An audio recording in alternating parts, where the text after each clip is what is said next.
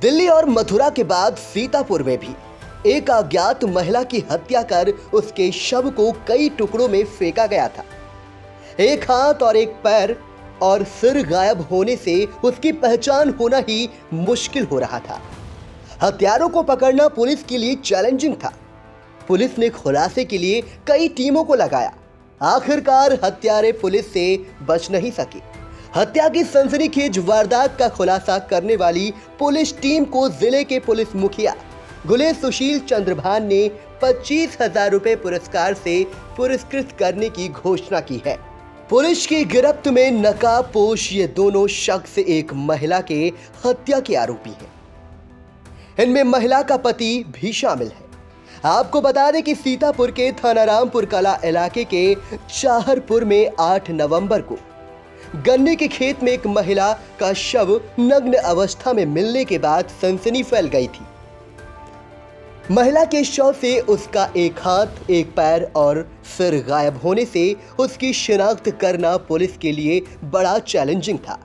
ये मामला इसलिए और सनसनीखेज हो गया था क्योंकि दिल्ली में श्रद्धा के 35 टुकड़े करने वाला आफताब का मामला सुर्खियां बना हुआ था।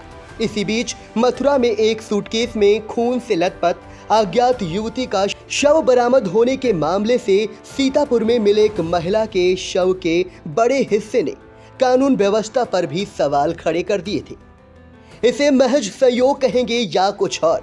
दिल्ली में श्रद्धा के 35 टुकड़े करने वाले और मथुरा में सूटकेस में आयुषी का शव फेंक जाने वाले सीतापुर में ज्योति की हत्या करने वाले कोई और नहीं, उनके अपने ही निकले। श्रद्धा के 35 टुकड़े करने वाला उसका प्रेमी आफताब था। मथुरा में सूटकेस में आयुषी की हत्या कर फेंक जाने वाला उसका पिता नितेश यादव था और सीतापुर में ज्योति की हत्या करने वाला उसका पति पंकज निकला। रिश्तों के विश्वास के खून की इन तीनों वारदातों ने प्रश्न खड़ा कर दिया है कि आखिर विश्वास किया जाए तो किस पर। सीतापुर में ज्योति की हत्या का कारण जो भी निकल कर आया वो भी पति पत्नी के अटूट प्रेम के रिश्तों पर कलंक लगाने वाला है। पुलिस के अनुसार ज्योति उर्फ स्नेहा नशीली गोलियों के सेवन करने की आदी हो चुकी थी। नशे की लत मिटाने के लिए ज्योति कई दिनों तक अक्सर किसी के घर जाकर रुक जाती थी।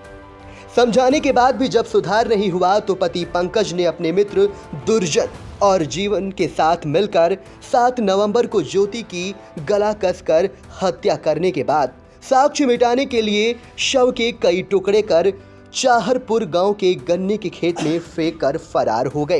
ये घटना काफ़ी चैलेंजिंग थी पुलिस के लिए क्योंकि सबसे पहली बड़ी बात इसमें ये थी कि महिला की पहचान होना संभव नहीं था उस समय पे, और उसमें जो मौके पे साक्ष्य मिले थे या जो शरीर के अंग मिले थे उन सबको प्रॉपरली हम लोगों ने कुछ वैज्ञानिक तरीकों का मदद लेते हुए उसका फेस रिकन्स्ट्रक्ट किया था और रिकन्स्ट्रक्ट करते हुए फिर उस जो चेहरा बना था उसके आधार पे आजू बाजू के जो 10 से 15 किलोमीटर के सभी गांव हैं और आजू बाजू के ज़िले भी हैं, वहाँ पर उस फोटो के माध्यम से इसको आइडेंटिफाई करने का प्रयास किया था। तो इसी में आइडेंटिफिकेशन होने के बाद में आज इसका खुलासा किया जा रहा है। इस पूरे घटना में उस महिला की हत्या करने में उसका पति ही मेन अभियुक्त है और उसने उसके 2 साथियों के साथ मिलकर इस घटना को अंजाम दिया था। उसने इस घटना के पीछे अंजाम देने के बारे में उससे पूछताछ की तो उसके द्वारा ये बताया कि लगभग 8 से 10 सालों से उसकी पत्नी को कुछ दवाइयाँ खाने की आदत लग गई थी और वो दवाइयाँ इलाज के बजाय वो एक नशा समझ के उसको खाती थी। उसको खाने के बाद में उसको अच्छा लगता था और वो बार बार वो दवाइयाँ खाती थी और बिना किसी प्रिस्क्रिप्शन से वो उनके आदतन उसकी आदी हो गई थी। और ये बात उस महिला के बहनों द्वारा और बच्चों द्वारा भी बताई कि ये बात सही है और उस दवाई को लेने के लिए या उसके लिए वो कई बार उसको खाने के बाद में 8-8, 10-10 दिन घर से निकल जाती थी, किसी के साथ में रहती थी इस बात को लेकर के पति को आपत्ति रहती थी और उसी बात को लेकर के उनमें अनबन झगड़ा होता रहता था। तो इसी के क्रम में कुछ दिनों पहले ये महिला घर से निकली थी और उसी के जो पति है उसके दोस्त के एक लड़की के यहाँ पे वो जाकर के रह रही थी।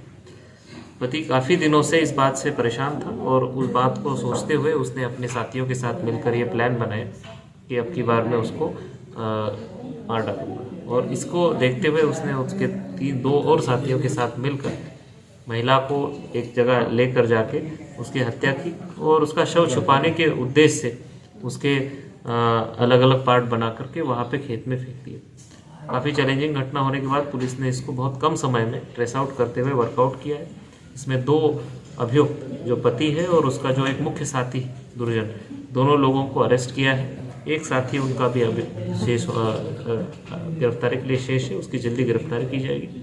इस घटना के संबंध में जो आला कत्ल है और घटना के क्रम में जो कपड़े हैं या अन्य चीज़ें हैं जो सबूत के रूप में न्यायालय में प्रस्तुत की जा सकती है, उन सभी चीज़ों को पुलिस ने इकट्ठा किया है और दोनों अभियुक्तों को न्यायालय में पेश किया जाएगा। इस खुलासे के लिए अपर पुलिस अधीक्षक दक्षिणी नरेंद्र प्रताप सिंह के पर्यवेक्षण में सीओ सिधौली यादवेंद्र यादव, रामपुर कला थाना अध्यक्ष जितेंद्र कुमार सिंह, स्वाट सर्विलांस टीम प्रभारी सत्येंद्र विक्रम की टीमें लगाई गई थी। पुलिस ने मृतका के पैर की हड्डी, आला कत्ल गड़ासा, मृतका के साड़ी के खून लगा टुकड़ा, प्लास्टिक के थैले में एक अदद धोती, गमछा, घटना में प्रयुक्त मोटरसाइकिल प्लेटिना को बरामद कर घटना को कारित करने वाले ज्योति के पति पंकज मौर्य और लौना गांव के ही दुर्जन पासी को गिरफ्तार कर ये खुलासा किया है।